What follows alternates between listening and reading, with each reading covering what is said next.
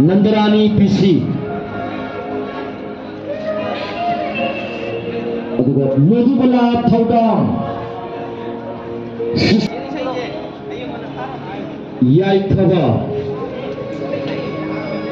याइथबा मपानदा लेबिरगदी दुगमनंदा okay कने तोजैदा मैथना करबदा narrator मोनोलॉजिस्ट पेनबी येखो तो याला ना करी स्टाइलिश होता है मास्टर लंगानबा लबसकी भीतर हई सजुकी लबसु संबीबा बगी सिगी नुसिबैनी नुसिमनबगी हाइबसी सेरीसी सीजन 1 दा लोइना मयामना मागी ऑडियो दा ताकिबा फजाबदो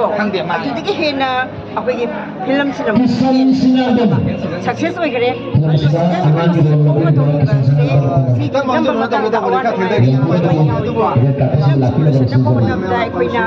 अचौबा थौदां हाइबदी इसासिंसिंदा होनाजबसिना पांबदो सिगी फिल्म सिदा अयु पुंगिना हाइदना माना सेदुल इसासिगी मागी फिल्म सिदा सक्सेस सनु हाइदना फिल्म सिदा आई थवाई जांग यावना नमजकी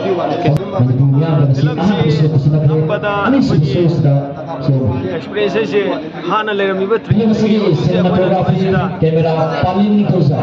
कोऑपरेशन पीनबसे यामना कनो तो बाइतारे हाइना आर्टिस्ट की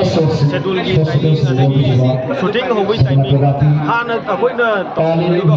अखोइना सिगी वेब सीरीज नमपददी अखोइना पुंग अदुक्ता योगिरो का हाइबा पोसिदा चप चा योगाना मतम चाना अखोइना शूटिंग जे तौबुदुना अखोइना मतम चाना अखोइना मियामदा सुमाइना सीजन 1 सीजन 2 मतम चाना खुसिनबा ngamba सीजन नाइना हाइजन सु थुरुपा चमाने ना खले हादि अनिमा आर्गा तनिको अदुबु मता मता हाइदारे अदुबु कयगुम्बा अखोइगी लीला से फंबा कि दम चलम तागदि सिगी पोसि सु लामदबा यायना खले मोरमदो अखोइगी मतम खरै लेबा किरा से मरम मोरगा कोना सुमाइ तो बिदि सिगी लापने दु कछु तो बखेनबा लेते यो वखल चमाने आर्ट अनिमा चमाने ना खले एक्टना गदि अखोइना लीला ददि दसेना अखोइना एक तौ मतमदा इनिंग तमला चेन चोंना सानबा ngame aduga kanogina labu mataddi film gi labu di akoina acting ji am chauna to biya da tare mati wana tawba sigi kitan nuai to kadi lai adubu mayam nungsi bidula mayam pami mo re masi da thank you